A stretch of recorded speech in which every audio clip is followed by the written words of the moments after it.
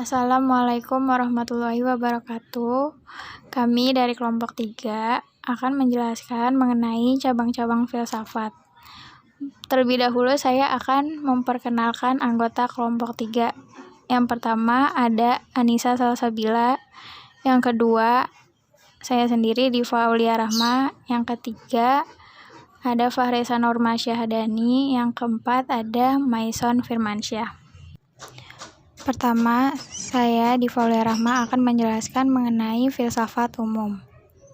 Filsafat adalah sebuah ilmu pengetahuan di mana logika, metode, dan sistem digunakan untuk mengkaji masalah umum sampai mendasar mengenai berbagai jenis persoalan. Secara etimologi, istilah filsafat berasal dari bahasa Yunani, yaitu philosophia dan philosophas.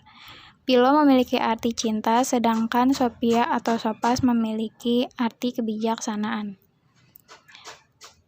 Objek kajian filsafat. Filsafat mempunyai dua objek kajian yang meliputi, yaitu A. Objek materi filsafat, yaitu hal yang dijadikan sasaran penyidikan atau segala sesuatu yang ada. Yang B. Objek formal filsafat, yaitu adalah usaha mencari keterangan atau kejelasan suatu hal secara radikal atau secara dalam sampai ke akar-akarnya. Adapun manfaat belajar filsafat.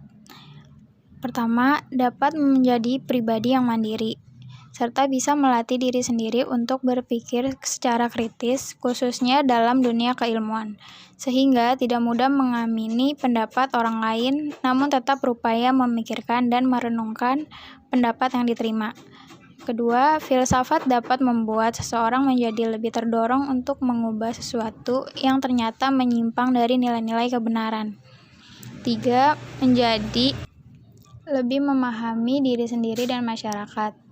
4. Mengurangi sikap egois. Dan 5. Meningkatkan kesadaran kolektif. Materi selanjutnya akan dibawakan oleh Fahresa Nurma Syahadani. Saya Fahresa Nurma Syahadani akan melanjutkan penjelasan dari Diva Aulia Rahma mengenai filsafat khusus bidang keilmuan. Menurut Dalton dan kawan-kawan menjelaskan bahwa filsafat ilmu mengacu pada keyakinan seseorang tentang esensi pengetahuan ilmiah, esensi metode dalam pencapaian pengetahuan ilmiah, dan hubungan antara ilmu dan perilaku manusia. Filsafat ilmu khusus lebih menekankan pada telaah konsep-konsep filosofis pada ilmu-ilmu tertentu dan ciri-ciri metode ilmiah yang digunakan oleh ilmu-ilmu khusus seperti matematika, biologi, ekonomi, psikologi, fisika, dan ilmu pendidikan. Ruang lingkup filsafat ilmu pendidikan antara lain adalah 1. Masalah-masalah metafisika atau eksistensi realitas yang berhubungan dengan keberadaan suatu ilmu. 2. Masalah-masalah epistemologis atau metode pencapaian pengetahuan yang berhubungan dengan ilmu. 3. Masalah-masalah etika atau moralitas yang berhubungan dengan aktivitas pencapaian ilmu dan penerapan ilmu dalam kehidupan bermasyarakat. 4. Masalah-masalah estetika atau keindahan yang berhubungan dengan ilmu. Kemudian objek kajian ilmu pendidikan. Objek-objek utama yang menjadi bagian ilmu pendidikan antara lain adalah 1. Belajar, pengajaran, dan pelatihan. 2. Metode belajar, pengajaran, dan pelatihan. 3. Perilaku guru dan siswa. 4. Media pengajaran dan belajar. Metode dalam ilmu pendidikan adalah positivistik atau kuantitatif. Tujuan penelitian adalah untuk menetapkan objektivitas berdasarkan pada bukti-bukti empiris dan hukum-hukum yang dapat digeneralisasi tanpa memperhatikan atau tanpa dipengaruhi oleh konteks tempat penelitian dilakukan. Interpretatif atau kualitatif. Tujuan penelitian adalah pemahaman terhadap bahasa dan perilaku yang bersifat sehari-hari atau bersifat alamiah, yang berujung pada temuan-temuan makna dan keyakinan yang ada dalam diri partisipan. Materi selanjutnya akan dibacakan oleh Maison Firmansyah. Saya Maison Firmansyah akan melanjutkan materi tentang filsafat kehidupan. Filsafat kehidupan adalah cara atau pandangan hidup, dan ini bertujuan mengatur segalanya secara praktis. Etika sebagai suatu ilmu yang berbicara mengenai tujuan dan kaidah. Kaidah kehidupan dapat juga disebut filsafat kehidupan. Oleh karena itu, sistem-sistem filosofis jamaknya disebut filsafat kehidupan. Sistem-sistem ini memberikan suatu tempat dominan bagi etika praktis dan pandangan hidup, misalnya stoicisme dan epikureanisme. 7 teori yang memberikan sudut pandang berbeda terhadap makna kehidupan.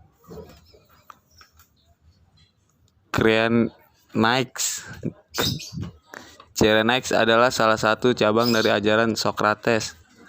Kelompok ini didirikan sekitar tahun 400 sebelum Masehi oleh salah satu siswa Socrates, seorang pria Afrika Utara bernama Aristippus. Sinisme adalah mazhab lain yang turun dari ajaran Socrates. Menurut para penganut sinisme, makna hidup adalah hidup dalam kehidupan yang sesuai dengan tatanan alam daripada dengan apa yang mereka lihat sebagai etika dan tradisi sosial yang ada di dalam masyarakat. Moisme berkembang di Tiongkok pada waktu yang hampir bersamaan dengan Cyrenaics. Darwinisme. Charles Darwin memang memiliki hubungan yang rumit dengan agama dan gagasan religius tentang makna kehidupan. Nihilisme dilansir dari internet Encyclopedia of Psychology. Seorang nihilis sejati percaya kalau tidak ada yang namanya nilai atau pengetahuan dan tidak ada titik apapun, awal atau akhir bagi eksistensi manusia. Humanisme. Menurut Freud dan kebanyakan kaum humanis, tidak ada makna hidup yang spesifik karena setiap orang memiliki maknanya masing-masing. Alih-alih melihat alam semesta untuk mencari makna, manusia harus mencari ke dalam diri mereka sendiri untuk menemukan apa yang membuat mereka bahagia dan memberikan makna hidup mereka sendiri. Filsafat Tibet. Filsafat Tibet adalah aliran pemikiran yang berkembang di Tibet dan daerah lain di pegunungan Himalaya. Sangat mirip dengan agama Buddha, bahkan sampai disebut dengan Buddhisme Tibet. Filsafat Tibet mengajarkan satu tujuan utama dalam hidup, yaitu untuk mengakhiri penderitaan dunia. Materi selanjutnya akan dibacakan oleh Anissa Salsabila. Saya Anissa Salsabila akan melanjutkan penjelasan dari Mason Firmansyah. Sistematika filsafat. Ontologi. Ontologi ialah ilmu atau teori tentang sesuatu atau keberadaan sesuatu yang benar-benar ada, apa yang sesungguhnya. Landasan ontologi yaitu mempertanyakan tentang objek yang ditelaah oleh ilmu, bagaimana wujud hakikinya, serta bagaimana hubungan dengan daya tangkap manusia yang berupa berpikir, merasa, dan mengindra yang membuahkan pengetahuan. Adapun beberapa pandangan yang dikelompokkan dalam beberapa aliran berpikir, yaitu yang pertama, ada materialisme. Hakikat dari segala sesuatu yang ada, itu adalah materi. Sesuatu yang ada atau materi hanya mungkin lahir dari yang ada.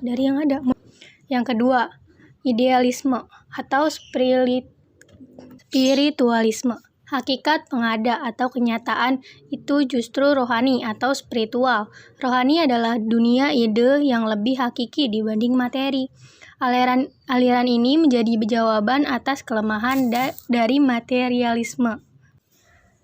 Yang ketiga ada dualisme. Aliran ini mempersatukan antara materi dan ide. Aliran ini berpendapat bahwa hakikat pengada atau kenyataan dalam alam semesta ini terdiri dari dua sumber, yaitu materi dan rohani. Yang keempat ada agnostitisme. Aliran ini berpendapat dari filsuf yang mengambil sikap spektif, yaitu sikap ragu atas setiap jawaban yang mungkin benar dan yang mungkin pula tidak. Epistemologi. Epistemologi adalah yang merumuskan atau membuktikan kebenaran yang sudah didapat dari kajian ontologi.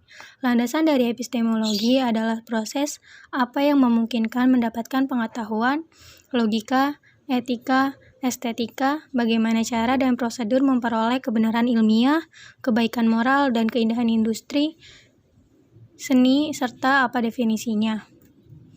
Dalam epistemologi muncul beberapa aliran berpikir, yaitu yang pertama, empirisme, yang berarti pengalaman atau empiria, di mana pengetahuan manusia diperoleh dari pengalaman indrawi.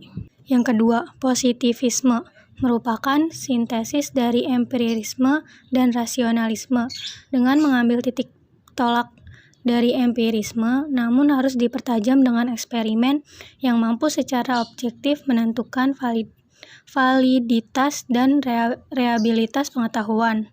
Yang ketiga, rasionalisme, tanpa menolak besarnya manfaat pengalaman indera dalam kehidupan manusia, namun persepsi indrawi hanya digunakan untuk merangsang kerja akal.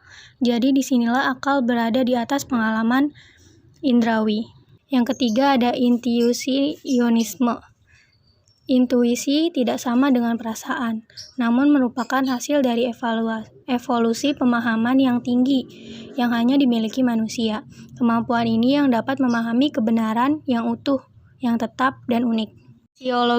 Aksiologi juga berasal dari bahasa Yunani, yaitu aksi yang artinya nilai, sedangkan logos adalah teori. Jadi aksiologi adalah teori tentang nilai. Aspek ilmu aksiologi filsafat membahas tentang masalah nilai atau moral yang berlaku di kehidupan manusia. Aspek nilai ini ada kaitannya dengan kategori baik dan buruk, indah dan jelek.